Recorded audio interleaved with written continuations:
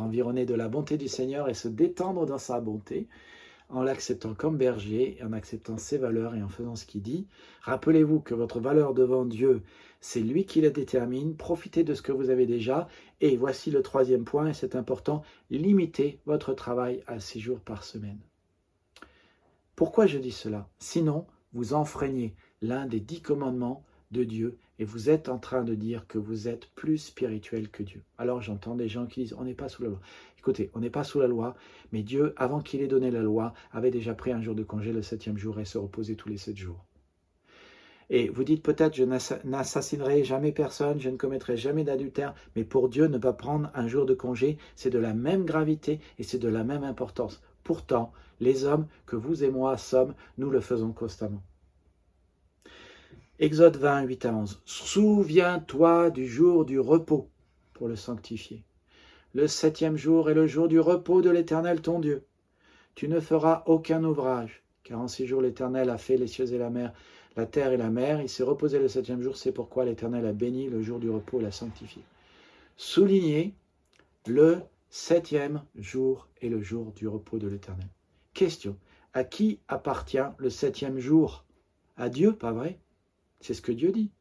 Que se passe-t-il si vous ne le respectez pas? Eh bien, vous êtes en train de dire, il est à moi et il n'est pas à Dieu. Donc, vous volez Dieu. Question, est-ce que vous voulez voler Dieu? Notez aussi ce que l'Éternel dit. Il dit, l'Éternel a béni le jour du repos. Qu'est-ce que Dieu fait avec ce 7e jour? Il le bénit. C'est comme si je vous disais, repos égale bénédiction. Donc, si vous le saisissez, vous saisissez la bénédiction. Si un jour sur 7, je ne travaille pas, je saisis la bénédiction. Lorsqu'il passe, c'est la bénédiction de Dieu qui passe. Alors, voulez-vous laisser passer la bénédiction ou la saisir? Le sabbat a été fait pour l'homme. Le sabbat a été fait pour vous. Allez-vous le saisir ou allez-vous le laisser passer?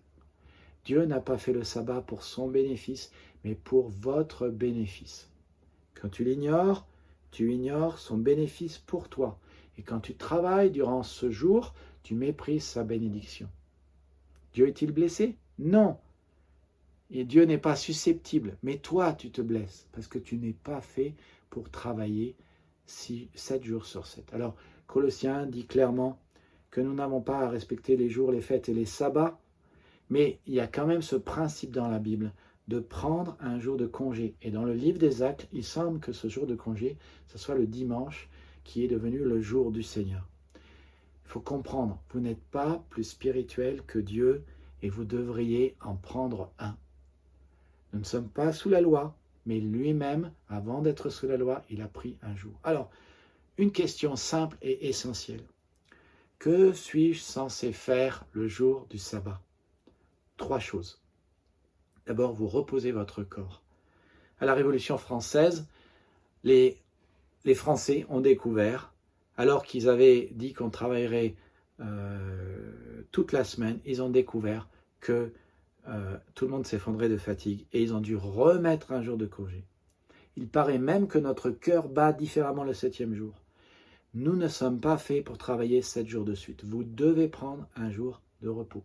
Et sachez que dans le livre de Jérémie, nous voyons que parce que les Juifs n'ont pas respecté le sabbat pendant 490 ans, ils ont été envoyés en exil pendant 70 ans. Si vous ne respectez pas le jour du Seigneur, le Seigneur vous fera vous reposer et vous devrez le rattraper. Deuxième chose, vous reposez votre corps, mais vous rechargez vos émotions. Ce qui compte, c'est de faire le plein de repos émotionnel et de voir aussi, voyez ce qui marche pour vous. On ne se recharge pas tous de la même manière.